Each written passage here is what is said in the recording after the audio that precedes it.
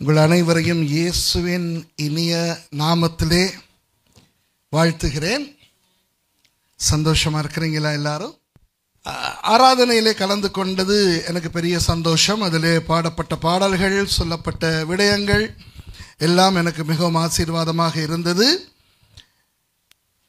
ஒரு வசனத்தோடு இன்றைய செய்தியை தொடங்குவோம். 113வது சங்கீதத்தின் 7வது வசனம். 113வது சங்கீதம் 7வது வசனம். அவர் சிறியவனை புழுதியிலிருந்து தூக்கி விடுகிறார், எளியவனை குப்பையிலிருந்து உயர்த்துகிறார். சரி, இப்போ நம்முடைய வாழ்க்கையை நாம் பார்த்தால் அது கடந்த காலத்தில் மிகவும் கசப்பான ஒரு வாழ்க்கையாய் இருந்திருக்கும். அப்படிதானே? He raiseth up the poor out of the dust and lifted the needy out of the dunghill. If we look at our lives in the past, we have come from very lowly places, quagmires. ஆண்டவராகிய இயேசு குப்பையிலே, பாவத்திலே, அந்தகாரத்திலே இருந்து நம்மை இன்று ஒளியின் பிள்ளைகளாக்கி தேவனுடைய பிள்ளைகளாய் வைத்திருக்கிறார். We were once upon a time the children of Satan, weren't we? We were sinful. We were engrossed in sin. But praise God, God's grace and His magnanimity saved us. And today we are the children of light. We are the sons and daughters in the kingdom of God. We are the children of God. Praise God. தேவனுடைய பிள்ளைகளாய் வாழுகிறோம். ஆனால் நம்முடைய வாழ்க்கையிலே, கிறிஸ்தவ வாழ்க்கையிலே நாம் அனுபவிக்க போகிற பல சோதனைகளிலே ஒரு தொடர்ச்சியான சோதனை என்ன தெரியுமா? சாத்தான் நமது அசுத்தமான, அசிங்கமான கடந்த காலத்தை ஞாபகப்படுத்தி நம்மை ஒருவித தாழ்வு மனப்பான்மைக்குள்ளேயே வைத்திருப்பான். The devil would want to constantly remind us of our past and perhaps keep us in a inferiority complex. புரியுதா? ஒரு தாழ்வு மனப்பான்மை.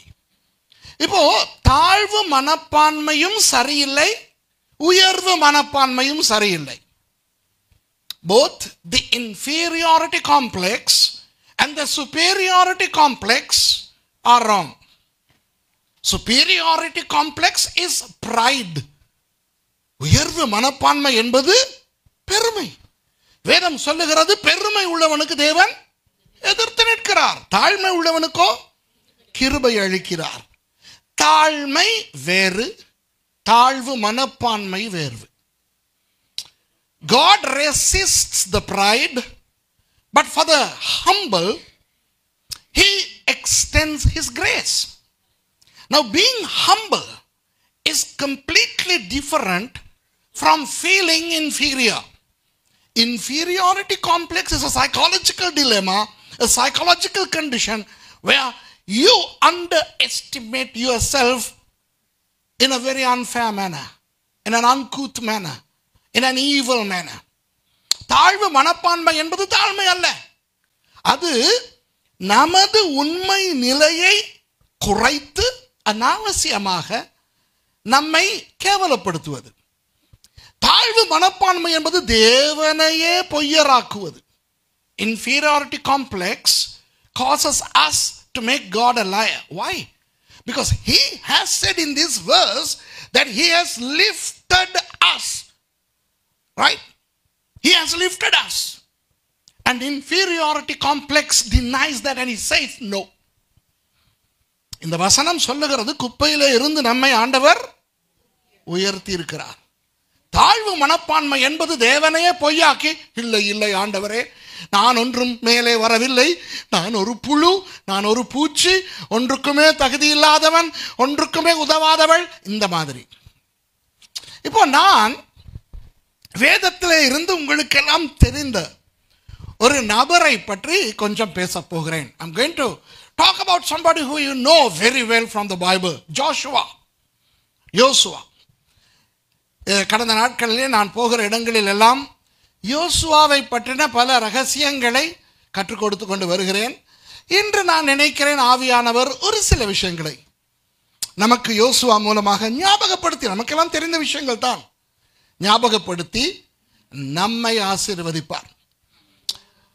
Of the recent past, I have been talking about Joshua extensively wherever I go.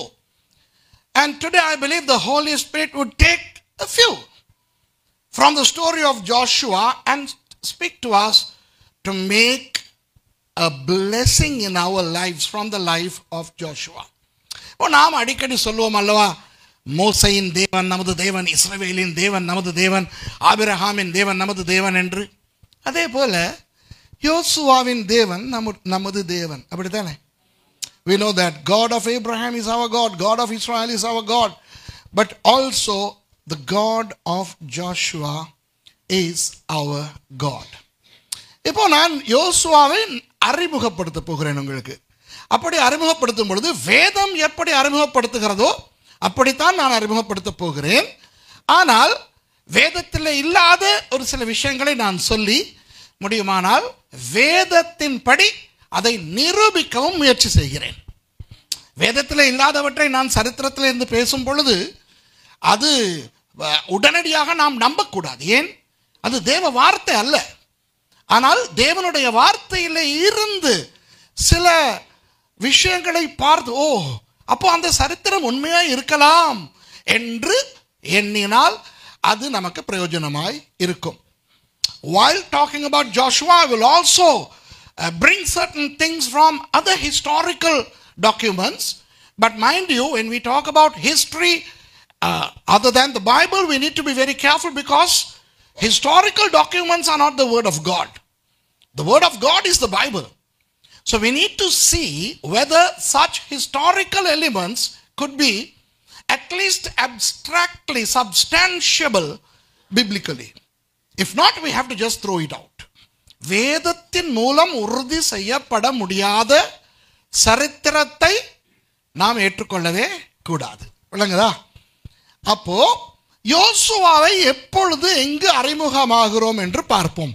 Where are we introduced to Joshua? Exodus chapter 17. திருப்பிக் கொள்ளுங்கள். யாத்ராகமம் 17வது அதிகாரம் 8வது வசனத்தை வாசிப்போம். Exodus chapter 17 and verse 8. That's where we are introduced to Joshua.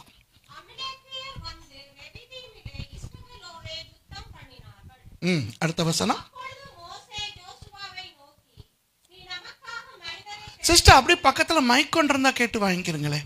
I think ஏன்னா அந்த கேமராலெல்லாம் இருக்குது. ஸோ முதல்ல வாசிங்க 8 verses 8 and 9. அமலேக்கியர் வந்து தெரிவீமிலே எஸ்டவேலோடே யுத்தம் பண்ணினார்கள். அப்பொழுது மோசே யோசுவாவை நோக்கி, நீ நமக்காக மனிதரை தெரிந்து கொண்டு புறப்பட்டு அமலேக்கியரோடே யுத்தம் பண்ணு. நாளைக்கு நான் மலையுச்சியில் தேவனுடைய கோலை என் கையிலே பிடித்துக்கொண்டு நிற்பேன் என்றான். அன்பானவர்களே, முதல் நாம் யோசுவாவை அறிமுகமாகும் இடம்தான் இது. This is where we are introduced to Joshua for the first time. Now if you look at the history, it's kind of precarious. இந்த சரித்திர பின்னணியை பார்க்கும் பொழுது ஒரு குழப்பமாக, கொஞ்சம் பயங்கரமாக இருக்கிறது. இஸ்ரவேல் ஜனங்கள் எகிப்திலே மொத்தம் 430 வருடங்கள் இருந்தார்கள். அதிலே 300க்கும் அதிகமான வருடங்கள் அவர்கள் இருந்தது அடிமைகளாக. The people of Israel lived in Egypt for 430 years, of which scholars say that for over 300 years they were slaves. Having been slaves in Egypt, now they have come out and they have started to travel towards Canaan. எகிப்தை விட்டு வெளியே வந்தவர்கள் கானானை நோக்கி பிரயாணிக்க ஆரம்பித்திருக்கிறார்கள். இப்பொழுதுதான் 10 வாதைகளை முடித்து செங்கடலை கடந்து மீதியானுக்குள்ளே அல்லது சீனாய் பிரதேசத்துக்குள்ளே வந்திருக்கிறார்கள். You know, after experiencing or seeing the 10 plagues and walking through the Red Sea that was separated. Now they have barely entered into the Median desert or the Sinai desert, and they are still freshers. They are very new in this journey. அவர்கள் அந்த பிரயாணத்தில் புதியவர்கள். ஆமா இல்லையா? இந்த நிலையிலே அவர்கள் யாருக்காவது யுத்தம் செய்ய தெரியுமா? சண்டை பிடிக்க தெரியுமா? அவர்களிடத்திலே போர் ஆயுதங்கள் இருந்தனவா? இல்லையே. At this time, did they possess any war weaponry? Did they have swords? Did they have bows and arrows? Did they have spears? Did they have horses? I mean, were they fighters? No. Did they know to fight? No. What did they know? Only to make bricks. அவர்களுக்கு செங்கல் சுடத்தான் தெரியுமே ஒழிய அவர்களுக்கு யுத்தம் பண்ண ஒன்றுமே தெரியாது. யோசுவாவுக்கு வயது 45. சரியா?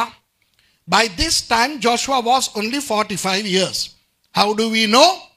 We know that he died at the age of 110, and he received the responsibility after Moses, and he led the people for 25 years.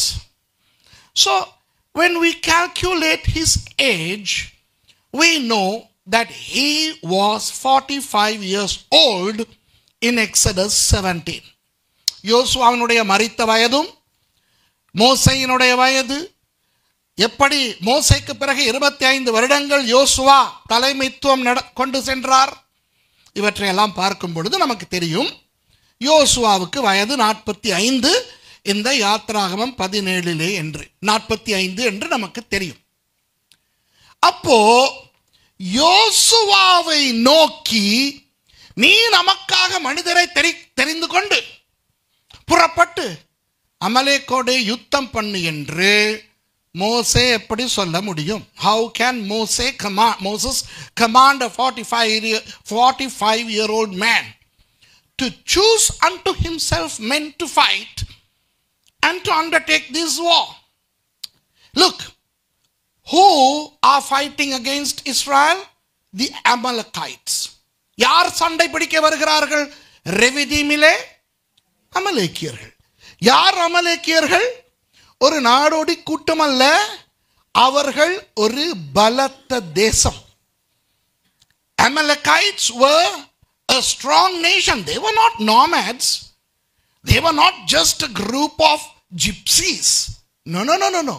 They were a standard nation, and they had a standard army. And this standard army comes to fight against Israel, and Israel in its entire history for the first time faces a war.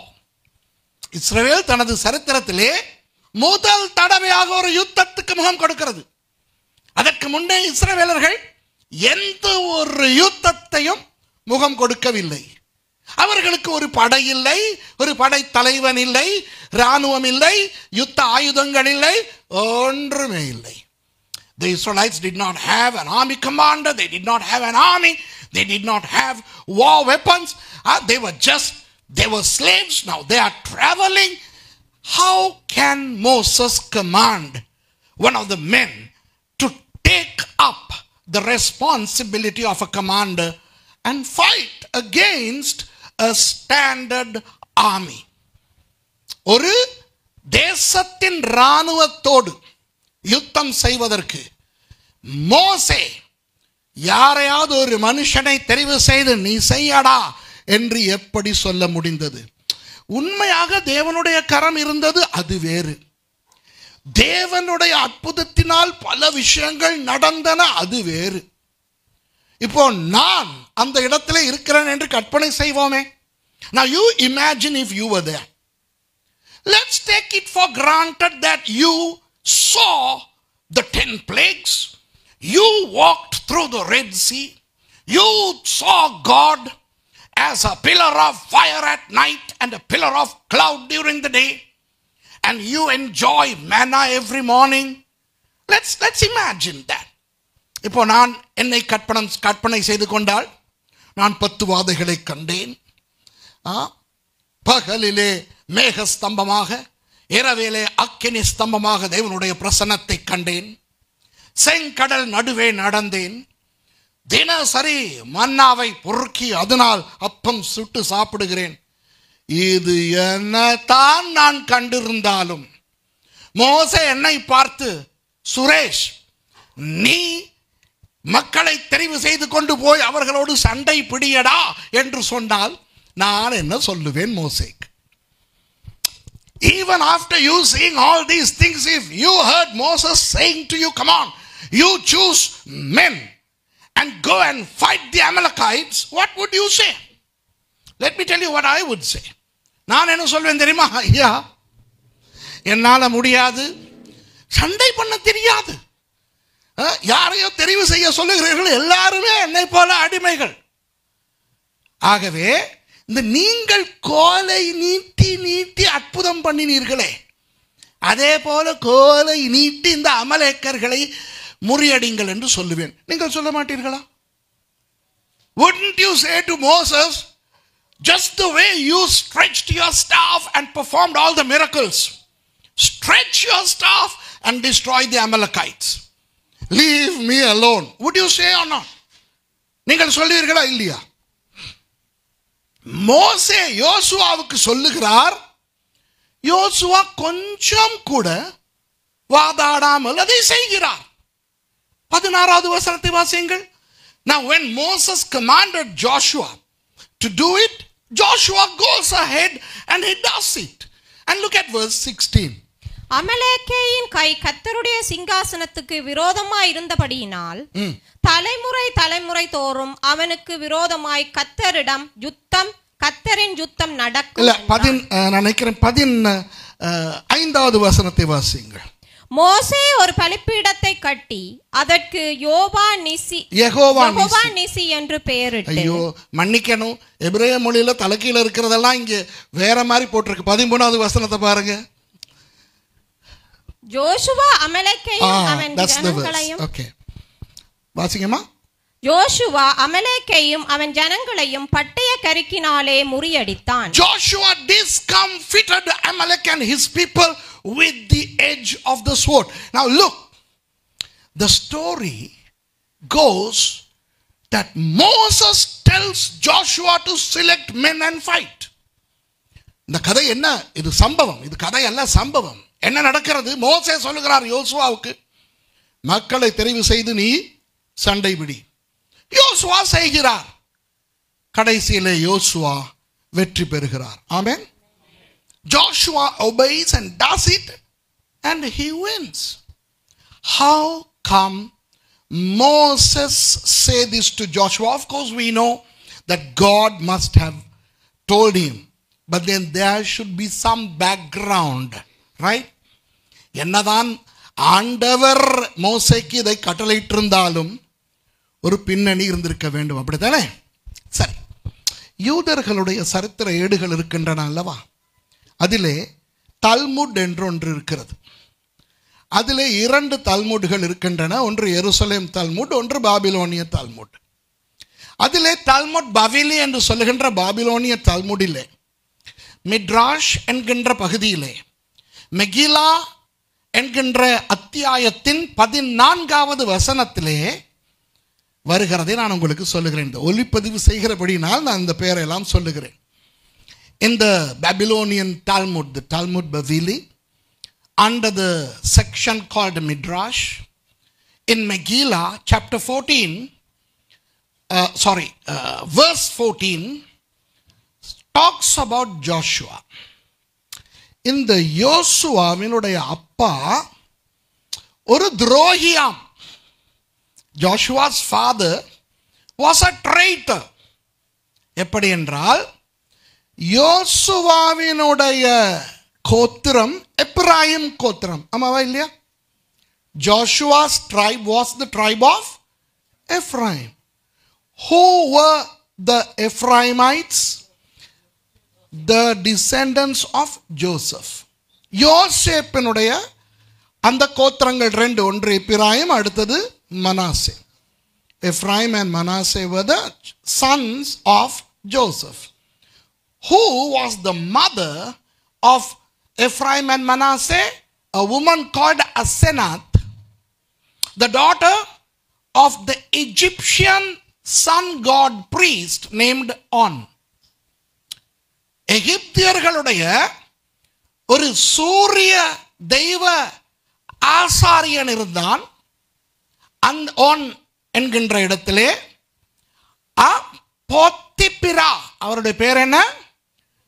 போத்திபிரா. Potiphar அல்ல, அந்த யோசேப்பு வந்து வேலை செய்த போத்திபார் அல்ல. யோசேப்பினுடைய மாமனாருடைய பேர் போத்திபார் அல்ல, போத்திபிரா. Okay, அந்த பேர் கொஞ்சம் ஒன்று மாதிரி இருக்கும், இல்லை. அந்த போத்திபிரா என்பவன் சூரிய தெய்வத்தின் ஆசாரியன் ஆன் என்கின்ற இடத்திலே.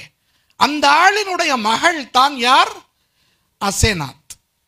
So Joseph married a girl called Asenath, who was the daughter of Potiphera, not Potiphar, and he was an Egyptian. So Asenath was an Egyptian, correct? அந்த காலத்திலே வாழ்ந்த எகிப்தியர்கள் கருப்பு இனத்தவர்கள், தலைமயிர் சுருள். The Egyptians of the biblical era were blacks, unlike the ones that you would see today. You would see today Egyptians who are but Arabs, right? But the biblical Egyptians were black in complexion and their hair was curly. So historically, the tribes of Ephraim and Manasseh were people of mixed complexion and curly hair, like the Anglo-Indians of India and the Burghers in Sri Lanka. இப்போ இலங்கையிலே burgers என்று பரங்கியர்கள் இருக்கிறார்களே, அவர்களையும் இந்தியாவிலே Anglo Indians என்கிறவர்களையும் பார்த்தால் வெள்ளைக்காரர்கள் சாயலும் இருக்கும், நமது சாயலும் இருக்கும். சரியா நான் சொல்லுவது? அதுபோல இஸ்ரவேலர்களில் அந்த காலத்தில், மோசேயின் காலத்தில், இந்த எப்ராயிம் கோத்திரத்தாரையும் மனாசே கோத்திரத்தாரையும் பார்த்தால் இஸ்ரவேல் மற்றும் எகிப்திய அந்த இரு மக்களின் ஒரு கலப்பு தெரியும். புரியுதா? So when you look at the people of Ephraim and Manasseh during the time of Moses, you could identify them because mostly they would have curly hairs and a slightly darker complexion than the other Jews.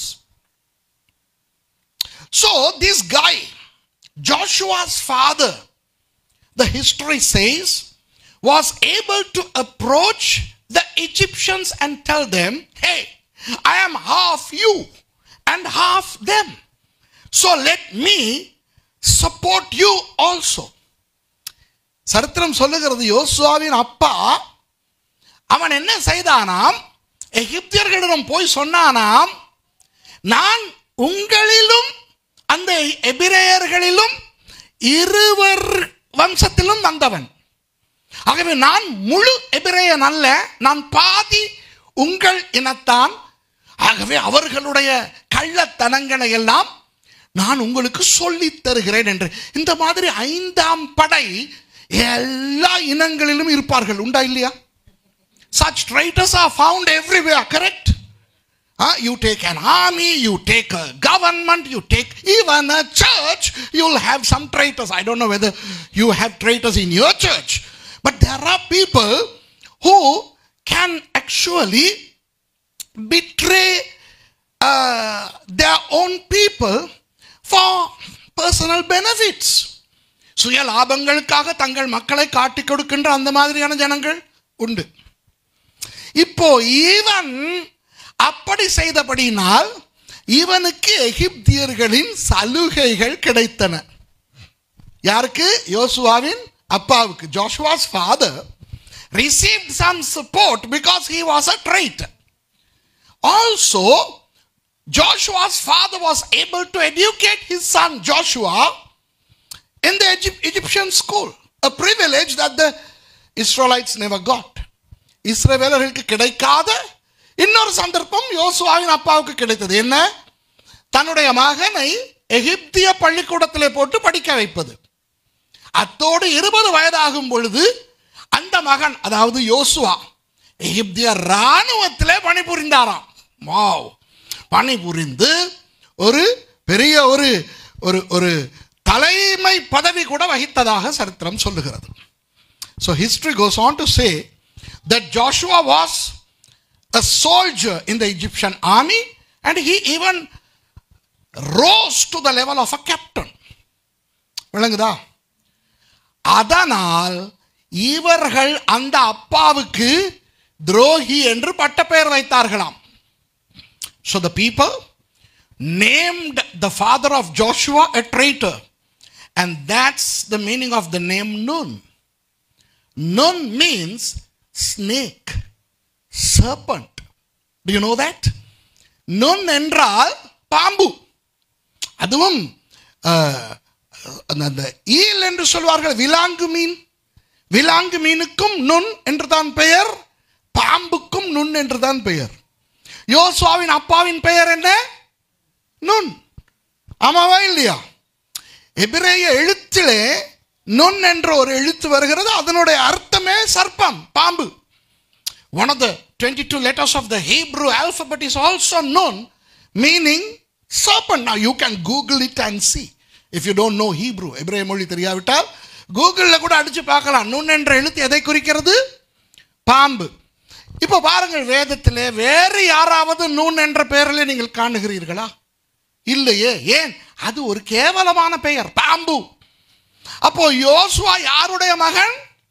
பாம்பின் மகன். அப்போ அந்த ஆளுடைய உண்மையான பெயர் என்ன என்று தெரியாது. Now we don't know the real name of Joshua's father. The Jews always had a habit of changing their names, right?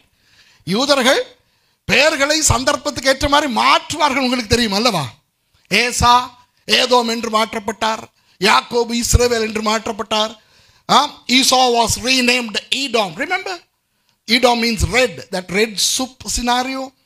And Jacob was renamed Israel. So they had the habit of renaming people. So now they were calling this guy snake. Why? More appropriately, the eel. Why? The eel can show his head to the snake and the tail to the fish. விலாங்கு மீன் என்ன செய்யுமாம்? பாம்புக்கு தலையை காட்டுமாம், மீனுக்கு வாலை காட்டுமாம். ரெண்டு தரத்தாருக்கும் நான் உன்னுடைய ஆள், உன்னுடைய ஆள். அப்போ இவன் என்ன செய்திருக்கிறான்? யோசுவாவின் அப்பா எகிப்தியர்களிடத்தில் போய் நான் உங்களுடைய ஆள், எபிரேயர்களிடத்தில் வந்து நான் உங்களுடைய ஆள். பட்ட துரோகி. So the father of Joshua was such a traitor. He was in good books with the Egyptians, but he lived among the Hebrews. And I believe this history to be true. I believe. Why? நான் நம்புகிறேன் இது ஒரு உண்மையான சரித்திரம் என்று. ஏன்? Because I know Nun means snake. Nobody would want to call them snake if they have a very bad experience with one.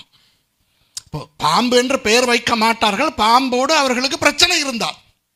தமிழர்களுக்கு பாம்போடு பிரச்சனை இருந்ததா? இல்லை.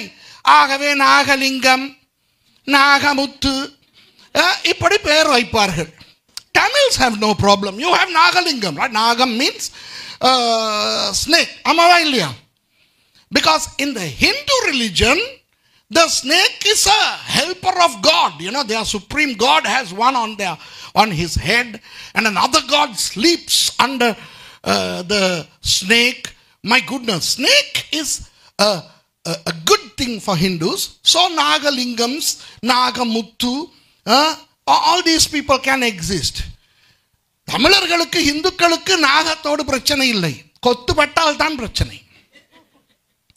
யூதர்களுக்கு பிரச்சனையா இல்லையா? ஏன்? அவர்களுடைய முதல் பெண்ணை ஏமாற்றினதே சர்ப்பம்தான். ஆண்டவர் சபிக்கும் பொழுது சர்ப்பத்தின் வித்துக்கும் ஸ்திரீயின் வித்துக்கும் நிரந்தர பகையே உண்டு பண்ணார்.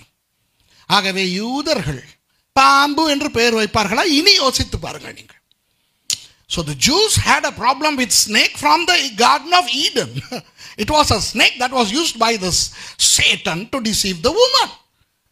So would they call anybody of their own snake? Do you think Joshua's grandmother would have named her son Snake?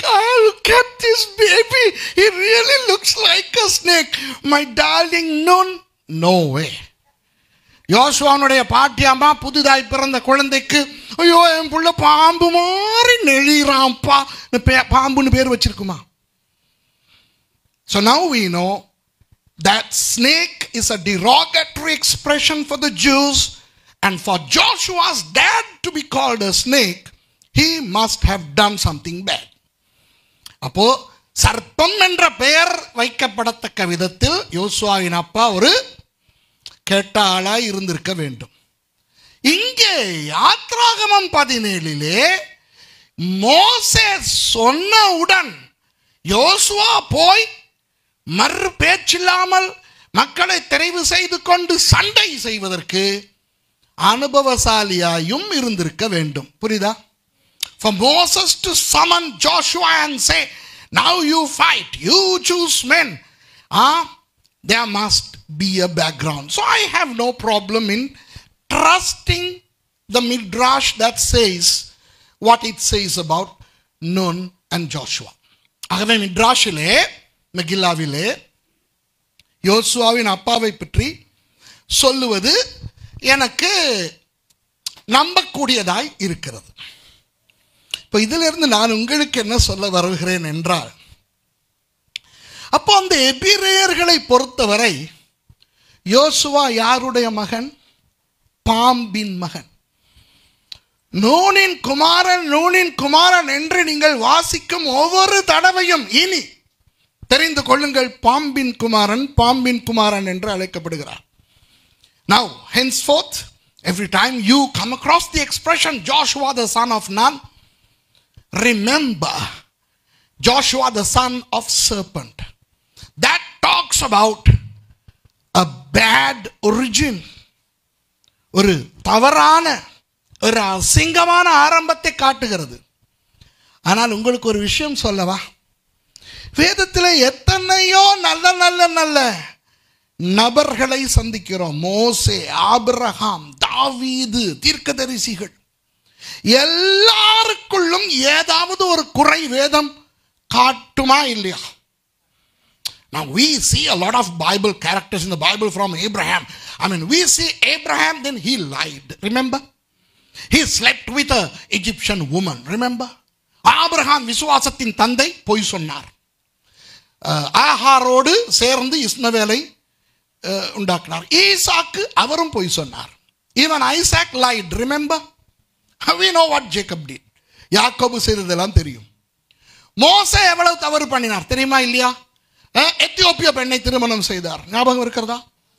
Moses married an Ethiopian woman and he smote a rock when God told him to speak, and thereby forfeiting the ability to enter the promised land.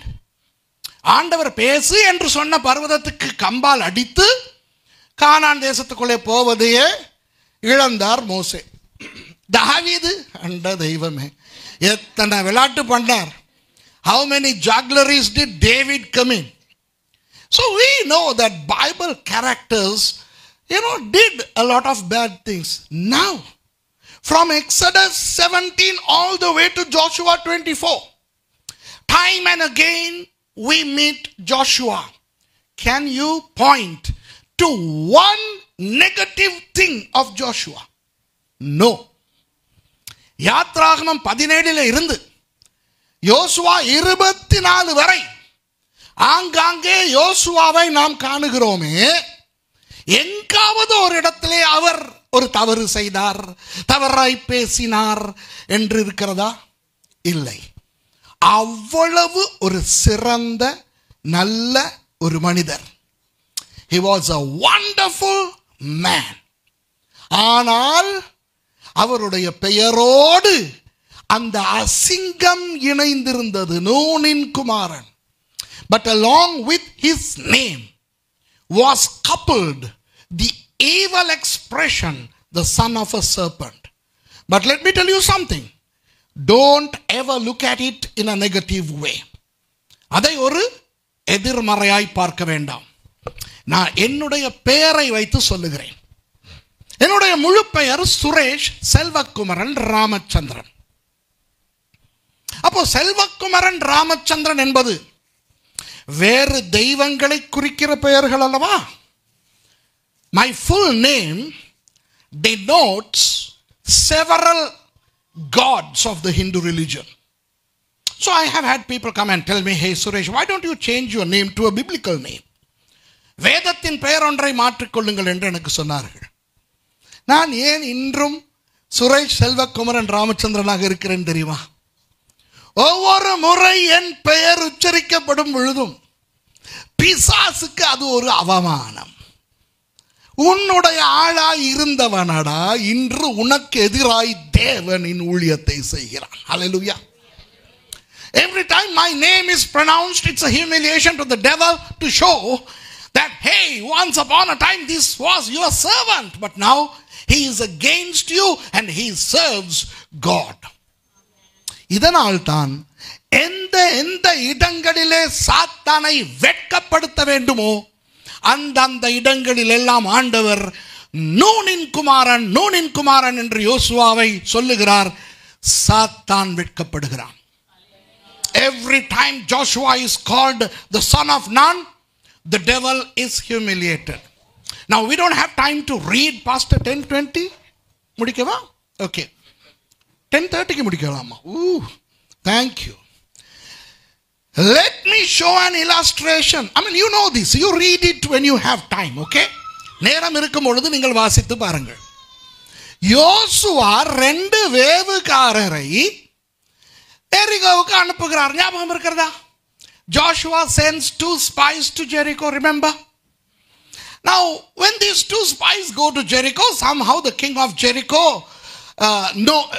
was informed that these 2 spies are here, so he makes the doors shut. So they are closeted in Jericho, and he sends his soldiers to capture them. அப்போ அந்த எரிகோவின் ராஜா இதை கேள்விப்பட்டவுடன் எரிகோவின் கதவுகளை எல்லாம் மூடுகிறான். சுற்றிலும் பெரிய மதில் இருந்தது.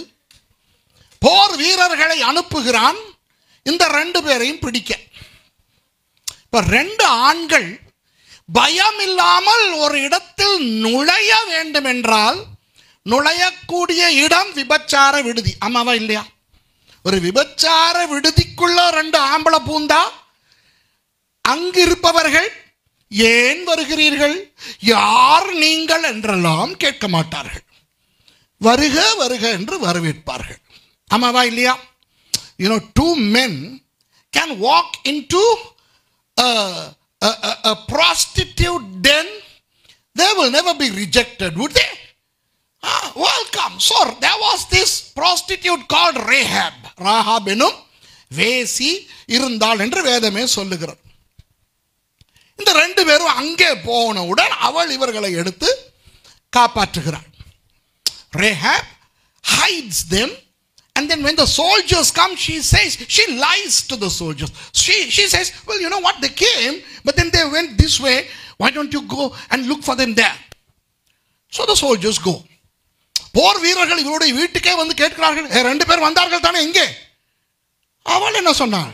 வந்தாங்க, போயிட்டாங்க, இந்த இப்படித்தான் போனாங்க. உடனே அவர்கள் ஓடுகிறார்கள். இப்போ நான் இதை குறித்து ஆராய்ந்தேன். அவளுக்கு 50 வயது இந்த சம்பவம் நடக்கும் பொழுது. She was 50 years old when this transpired in Joshua. Now I made extensive research on Rahab. She was born to a prostitute family. When she was 10, when the customers came to that house, I mean, she was 10, she was just a girl, but then the customers were coming there, right? The talk was about a group of people who lived as slaves in Egypt, and their God performed miracles and, you know, all the transpirations of these Hebrews. So this little girl was intrigued by the Israelites, and 40 years later, when she was 50, she sees 2 of them for the first time in her life. That's why she protected them. அவளுக்கு 10 வயதாக இருக்கும் பொழுது அவள் விபச்சார குடும்பத்திலே பிறந்தபடினால் அங்கு வருகின்ற ஆண்கள் அவர்களுடைய 40 வருடங்களுக்கு முன்பு அவர்களுடைய கதையே இந்த எகிப்திலே வாழ்ந்த ஒரு அடிமை கூட்டத்தை பற்றினதாக இருந்ததாம். இப்போ நமக்கு இந்த சூப்பர்மேன், ஸ்பைடர்மேன், ஜெமினி மேன், அந்த மாதிரி பேட்மேன், இந்த இஸ்ரவேலர்களை பற்றி இந்த 10 வயது சிறுமி கேள்விப்பட்டது மிகவும் ஆச்சரியமானவைகளாய் இருந்ததாம். 40 வருடங்களுக்கு பிறகு அந்த இஸ்ரவேலர்களில் 2 பேர் இவள் வீட்டுக்கு வந்தது இவளுக்கு பெரிய ஒரு இன்ப அதிர்ச்சியை கொடுத்திருக்கிறது. அதனால் தான் அவர்களை ஒழித்து வைத்து பொய் சொன்னார். That's why she protected those 2 spies and lied to them. Anyway, when these 2 spies returned to Joshua, they say what they saw. அவர்கள் இருவரும் யோசுவாவை வந்து சந்தித்த பொழுது யோசுவாவுக்கு சொல்லுகிறார்கள் இது நடந்தது என்று. எனக்கு யோசுவா 2வது அதிகாரத்தில் பாருங்கள், 2 வசனங்களை காட்டுகிறேன். 1வது வசனத்தை பாருங்க. Let's read Joshua chapter 2 and verse 1. குமாரனாகிய யோசுவா சித்தீமிலிருந்து வேவுகாரராகிய 2 மனுஷரை இரகசியமாய் வேவு பார்க்கும்படி அனுப்பி, and Joshua the son of Nun sent out of Shittim 2 men to spy. Okay, what does it say? Joshua the son of Nun. Does it say Moses' servant? No. Does it say just Joshua? No. Joshua the son of Nun. இப்போ 2வது அதிகாரம் 1வது வசனம் நூனின் குமாரனாகிய யோசுவா என்று சொல்லுகிறது. நூனின் குமாரனாகிய மோசேயின் ஊழியக்காரனாகிய என்று வருகிறதா? இல்லை. நீங்கள் 1வது அதிகாரத்திலே பார்த்தால் கர்த்தருடைய தாசனாகிய மோசே மரித்த பின்பு கர்த்தர் மோசேயின் ஊழியக்காரனான நூனின் குமாரன் யோசுவாவை நோக்கி. If you look at Joshua 1:1, after the death of Moses, right, the Lord spake to who? Joshua the son of Nun, Moses' minister, correct?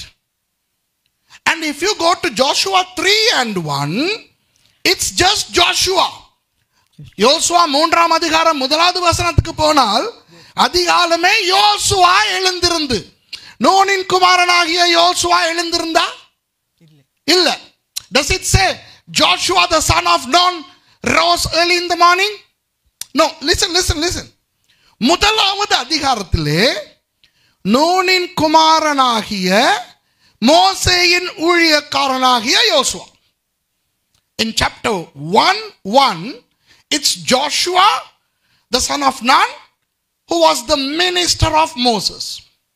And in chapter 3, it was just Joshua. 3ஆம் அதிகாரத்திலே சும்மா யோசுவா. ஆனால் 2வது அதிகாரத்திலே 1வது வசனத்திலேயும் நூனின் குமாரன்.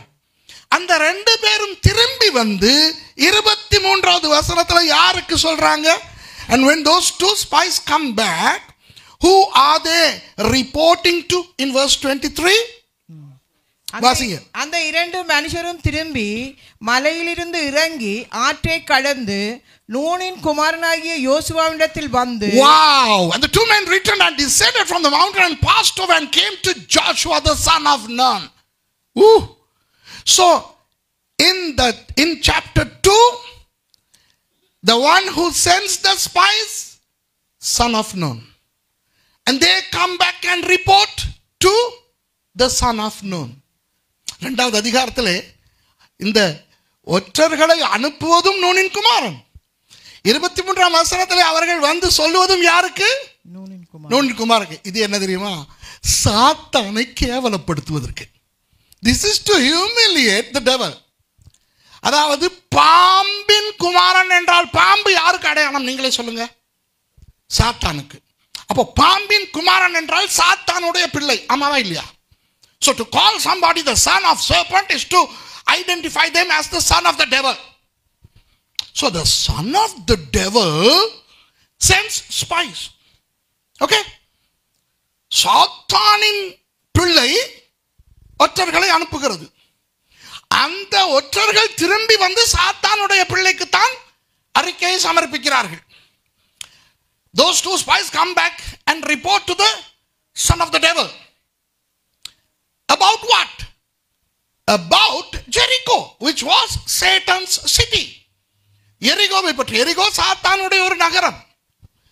அதற்குள்ளே வைத்து அவர்கள் தஞ்சம் புகுந்தது யாரிடத்தில்? சாத்தானுடைய ஒரு மகள் வீட்டில். வேசி என்றால் அவள் யாருடைய மகள்? சொல்லுங்க. அவ்வளவுதான். So where were they hiding in Jericho? In a house of the daughter of the devil. If Rahab was a prostitute, she cannot be a daughter of God, could she? இப்போ அந்த ராணுவ வீரர்கள் வரும் பொழுது ராகாப் அவர்களுக்கு என்ன சொல்லுகிறாள்? பொய் சொல்லுகிறாள். So when those soldiers came to Rahab, what did Rahab say? She lied. And what is lies? Who is the father of lies? The devil. பொய்க்கு பிதா யார்? பிசாசு. இப்ப என்ன கேவலம் தெரியுமா? சாத்தானுடைய மகன் 2 பேரை அனுப்பி அவர்கள் சாத்தானுடைய மகள் வீட்டிலே பூந்து அந்த சாத்தானுடைய மகள் சாத்தானுடைய பிள்ளையாகிய பொய்யை சொல்லியும் சாத்தானால் அதை கண்டுபிடிக்க முடியாமல் அந்த 2 பேரும் வந்து விடுகிறார்கள் என்றால் அது சாத்தானுக்கு பட்ட வெட்கமா அவமானமா இல்லையா? சொல்லுங்க. Now imagine the magnitude of the humiliation. The son of Satan is sending 2 spies who take refuge in the house of the daughter of Satan, who utters lies, the father of which is Satan, and those people could not detect that. விளங்குதா உங்களுக்கு? அதாவது நூனின் குமாரன் இப்பொழுது யார்? தேவ மனுஷன். Glory to God. The son of Nun is who now? A servant of God. Isn't that a humiliation to the devil? உங்களுக்கு எத்தனை பேருக்கு புரியுது? கையை தூக்குங்க. How many of you understand what I am trying to say? அப்புறம் ஏன் இப்படியே உட்கார்ந்து இருக்கிறீங்க? உங்களை பார்க்க எப்படி இருக்குன்னா, இதோ இயேசு வந்து விட்டார், சபை எடுத்துக்கொள்ளப்படுது, அப்படி இருக்கின்ற தெய்வமே. நான் இதை சொல்லும் பொழுது எனக்கு புல் அரிக்கிறது. I'm getting goosebumps when I say this. You know why? Because every time I am called Suresh Selvakumaran Ramachandran, the devil is humiliated. Why? Because I was once his child and his servant. But now I am a child of God and a servant of God. ஒரு காலத்திலே சாத்தானுடைய ஊழியக்காரனாய் ஒரு சாத்தானின் பிள்ளையாய் இருந்த நான் தேவ ஊழியக்காரனாக தேவ பிள்ளையாக இருக்கிறேன். விளங்குதா உங்களுக்கு? இதைத்தான் ஆண்டவர் 113 சங்கீதத்திலே நமக்கு ஞாபகப்படுத்துகிறார். This is what God is reminding us. Yes, we were bad in the past. We were useless. We were on our way to hell. நரகத்துக்கு போய் கொண்டிருந்தோம், பாவிகள், அசுத்தம். ஆனால் இன்றைக்கு நாம் யார் தெரியுமா? தேவனுடைய பிள்ளைகள். We are the children of God. அப்போ தேவ பிசாசு எங்களுக்கு என்னத்தை காட்டுவான்? நான் முடிக்க போகிறேன். பிசாசு என்னத்தை காட்டுவான் தெரியுமா? நம்முடைய வாழ்க்கையில இருக்கிற பிரச்சனைகளையும் குறைகளையும் காட்டுவான். The devil will show the scarcities we have in our lives and the problems that we are facing in our life. Maybe we have financial problems, health issues. Maybe our prayers are apparently not being answered. The devil would like to tell us that we are not good. That's why these things are happening. நம்முடைய வாழ்க்கையிலே சில வியாதிகள் இருக்கலாம், சில பிரச்சனைகள் இருக்கலாம், பொருளாதார பண தேவைகள் இருக்கலாம். இவற்றை பார்க்கும் பொழுது பிசாசு நமக்கு சொல்ல பார்ப்பான், இதற்கு காரணம் நீ சரியில்லை. நம்ம எல்லாருக்குள்ளும் பலவீனங்களும் குறைகளும் உண்டு. ஆனால் நம்மோடு பரிசுத்த ஆவியானவர் இருக்கிறார். We all have shortcomings in our lives. We are not perfect, but we have the Holy Spirit in us. We are in the process of sanctification. We are being made holy on a daily basis. And the time is coming when we will end up in heaven. நாம் பரலோகத்துக்கு போகிற நாட்கள் வருகின்றன. ஆகவே நாம் பரலோகத்திலே போய் நித்திய ஜீவனுக்குள்ளே வாழப் போகிறோம். இங்கு நமக்கு பிரச்சனைகள் இல்லாவிட்டால் நல்லது. பிரச்சனைகள் இருந்தால் அதற்கும் நமக்கு அதுவும் நமக்கு பரவாயில்லை. We are going to live eternally with no defect, no shortcomings, eternally with God. So yes, God is able to heal us. He is able to solve our problems. But if there are unsolved problems and unhealed infirmities, still no problem, because we are heaven bound. ஆகவே பிசாசு நமக்கு தாழ்வு மனப்பான்மையை கொடுக்க இடம் கொடுக்க வேண்டாம். Don't allow the devil to make us feel inferior. Let's eradicate inferiority complex. But being careful not allowing superiority complex to set in either. தாழ்வு மனப்பான்மை நமக்கு இருக்க வேண்டாம். ஆனால் கவனமாய் இருப்போம். பெருமை உயர்வு மனப்பான்மையும் வந்துவிடக்கூடாது. அப்போ நாம் எப்படி வாழ வேண்டும்? ஆண்டவரே, ஒரு சர்ப்பத்தின் மகனாய் இருந்த யோசுவாவை உங்கள் ஊழியக்காரனாக நீங்கள் பயன்படுத்தினீர்கள். ஒரு துரோகியின் மகன் துரோகியாய் வாழவில்லை, நல்ல மனுஷனாய் வாழ்ந்தார். A son of a traitor lived a very wonderful life. Let not the devil tell you you will be like your parents if your parents were anything bad. உங்கள் பெற்றோரோ அல்லது உங்களுடைய மூதாதையரோ நல்லதில்லாத வாழ்க்கை வாழ்ந்திருந்தால் நீங்களும் அதே போல இருப்பீர்கள் என்று சொல்ல சாத்தானுக்கு இடம் கொடுக்காதீர்கள். இந்த நூலை போல சேலை, தாயை போல பிள்ளை, இதையெல்லாம் ஆண்டவர் மாற்றிவிட்டார். தகப்பன் 8 அடி பாய்ந்தால் மகன் 16 அடி பாய்வான். கர்த்தர் அதையெல்லாம் மாற்றிவிட்டார். God has changed everything and we are the children of Joshua's God. யோசுவாவின் தேவன் நம்முடைய பிதா. ஆகவே தாழ்வு மனப்பான்மை இல்லாமல் சந்தோஷமாய் பிசாசை வெட்கப்படுத்திக் கொண்டு வாழ்வோம். Let's live a life without inferiority complex and let's continue to put the devil into shame. ஜெபிப்போமா. சர்வ வல்லமையுள்ள ஆண்டவரே, யோசுவாவின் தேவனே, நீங்கள் எங்கள் தேவனாய் இருக்கிறதுக்காய் நன்றி. ஆண்டவரே, ஒரு தகுதியும் இல்லாத எங்களுக்கு நீங்கள் கிருபையினாலே ரட்சிப்பை கொடுத்து தேவ பிள்ளைகளாக்கி வைத்திருக்கிறீர்கள். அதற்காக உங்களுக்கு நன்றி செலுத்துகிறேன். Father, we were dead in our sins and our trespasses when you extended your grace to us and you saved us. Thank you, Lord, for the wonderful salvation you've given us. We are no longer the children of the devil. We are your children, oh Father. Bless these dear people. May year 2025 be the best of all the years they have encountered in their lives.